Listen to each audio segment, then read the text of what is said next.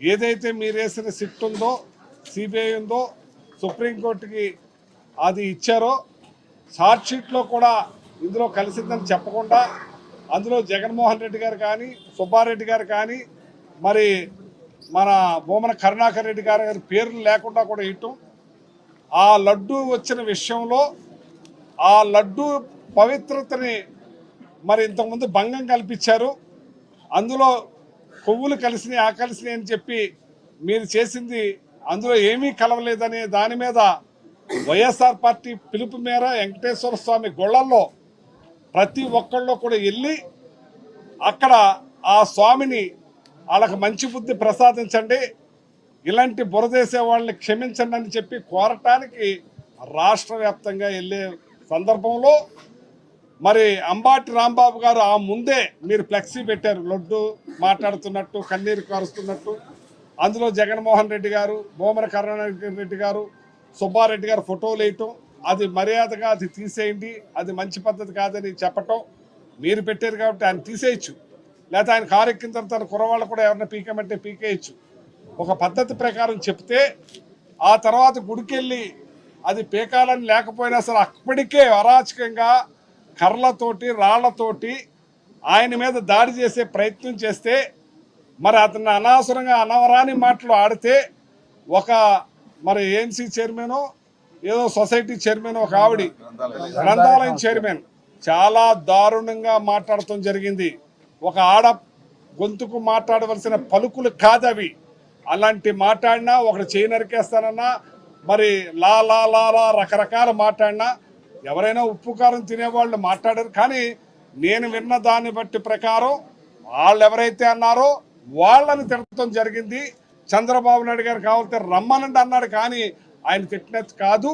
కానీ ఆయన వచ్చి నేను ఒక ఆవేశంలో నన్ను అందరూ రెచ్చగొట్టారు కాబట్టి, నన్ను అందరూ తిట్టారు కాబట్టి నేను వాళ్ళు మాట్లాడేది ఒకవేళ ఈ రకంగా ఆయన మాట్లాడుంటే నేను విడ్రా అవుతున్నానని చెప్పిన తర్వాత కూడా అసలు పోలీస్ వ్యవస్థ రాష్ట్రంలో ఎక్కడా లేదు, ఒక లా అండ్ ఆర్డర్ అన్నది లేదు.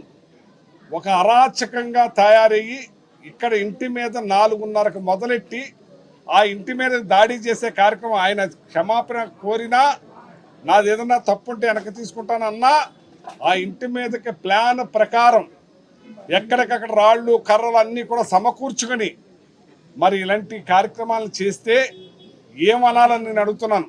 ఇప్పుడు అదే లడ్డు గురించి ఇవాళ మీరు యూటర్న్ తీసుకుని ఆ లడ్డు మీద అలా మాట్లాడటం తప్పు, మాట్లాడకూడదు. స్వామిని నీతి కౌరులు మళ్ళీ మాట్లాడుతూ ఉన్నారు మీరే. అంటే ఏమన్నా మాట ఇదని అన్నాను నేను.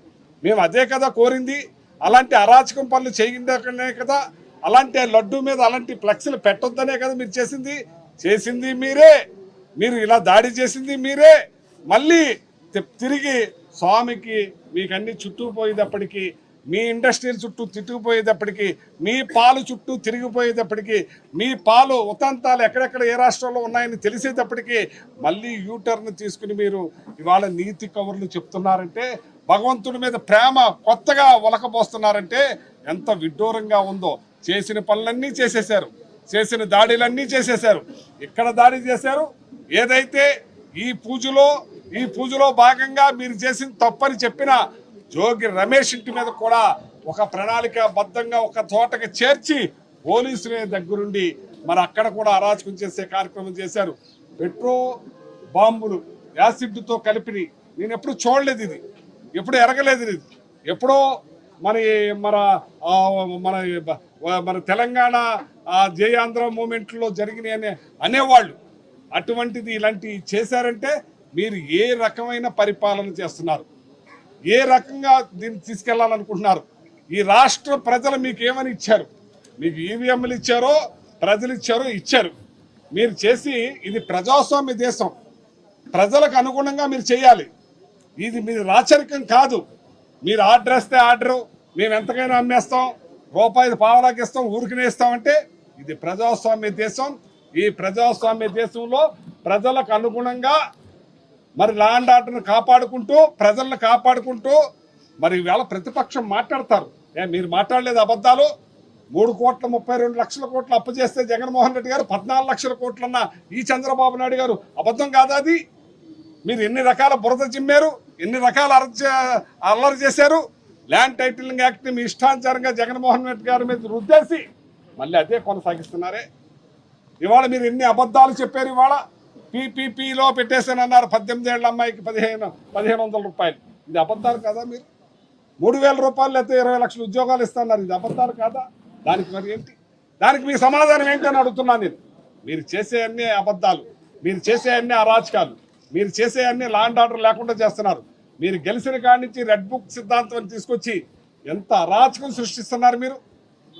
రేపొద్దున ఇదేనా మీరు చేసేది? రేపొద్దున ఇది నేర్పుతారన్నారు కొత్తగా మీరు. ఇది ప్రజాస్వామ్య దేశం కాదు, మీరు రాచరికంలా చేస్తున్నారు. కానీ ఇది ప్రజాస్వామ్య దేశం. మరి రేపొద్దున మీరు గెలవస్తారు, రేపొద్దున మేము గెలుస్తాం. ఇలాగే పోవటమా?